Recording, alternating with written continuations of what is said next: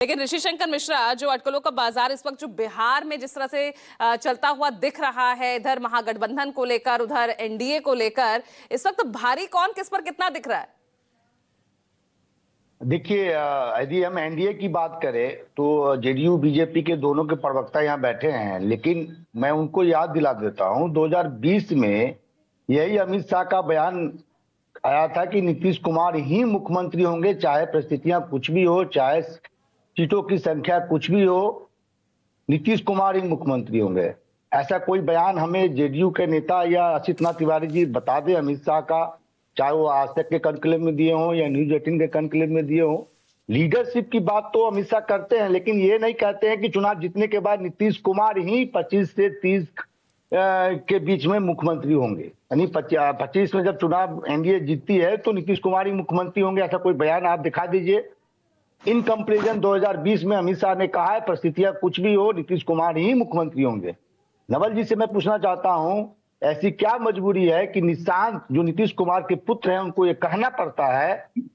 स्पष्ट निशांत ने कहा कि मेरे पिता को एनडीए का चेहरा घोषित कर देना चाहिए। नंबर 3, मैसर हजारी नीतीश कुमार के मंत्रिमंडल में मंत्री हैं और बहुत ही करीबी नेताओं में से शुमार होते हैं। उन्होंने तो स्पष्ट कहा कि प्रेस कॉन्फ्रेंस करके तमाम एनडीए के जो घटक हैं। ऋषि शंकर जी, जरा मुझे थोड़ा सा बताइए, इस वक्त चुनौतियां दोनों ही गठबंधनों में कहां खड़ी होती दिख रही हैं? मैं पहले ज्योति जी को बता दूं, टेक्निकली पप्पू यादव आपके मेंबर नहीं है। अधिवेशन में क्या कर रहे थे? एक दूसरी बात, सचिन पायलट कुछ और कहते हैं कि चुनाव के बाद सीएम डिसाइड होगा। अखिलेश सिंह कहते हैं कि नहीं, तेजस्वी यादव भी नेता है हमारे। तो कांग्रेस में तो कुछ डिफरेंसेस है। ज्योति जी 1 मिनट चुप रहिए, सुन लीजिए। दूसरी बात, जहां मैं था वहां से शुरू करता हूं।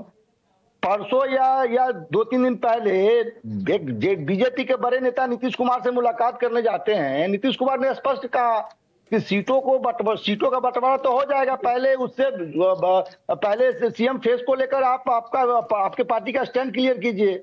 जेडीयू का तो बिल्कुल स्टैंड क्लियर है कि सीएम फेस नीतीश कुमार ही होंगे। और नीतीश कुमार के इंड से, कोई छोटे मोटे नेता नहीं, खुद नीतीश कुमार के इंड से ये कहा गया है कि सीटों का बंटवारा हो जाएगा, पहले सीएम फेस को लेकर के अपना स्टैंड क्लियर कीजिए।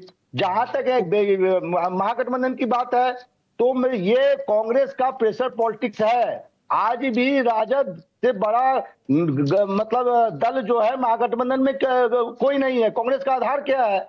लेकिन कांग्रेस प्रेशर बना रही है कि पिछले बार 70 सीटें तो आप दे दिए, लेकिन 70 सीटों में वो सीटें दे दी है जो 3 बार से न राजद जीती है न कांग्रेस जीती है। तो कांग्रेस प्रेशर बना रही है कि 70 सीटों दीजिए हमको, लेकिन वो 70 सीटें दीजिए जो जीतने वाली हो। यानी बात वही आ गई ना, कोई अपना नजदीक का फायदा देख रहा है, कोई दूर के फायदे की सोच रहा है।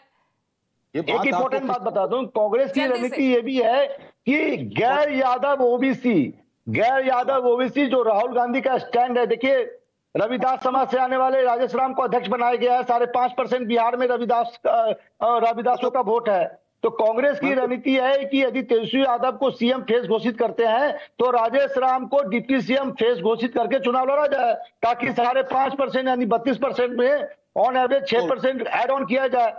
क्या राजद इसके लिए तैयार है?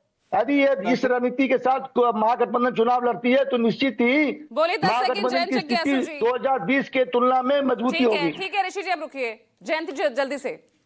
पूजा जी, मुझे सिर्फ एक बात कहनी है। अभी पशुपति पारस जी के बारे में बताया गया भाजपा प्रवक्ता के द्वारा कि उनका क्या है चिराग का। वो 1977 में पहली बार विधायक बने, 4 बार बिहार सरकार के मंत्री, 1 बार केंद्र सरकार के मंत्री, 1 बार लोकसभा सदस्य। तो आपके लिए तो अच्छा है ना, वहां उठेंगे तो यहाँ मिल जाएंगे। हम तो यही कह रहे हैं कि मान लीजिए 12 वोट से हम हिलसा से हार गए। 12 वोट पशुपति पारस जी के पास है कि नहीं?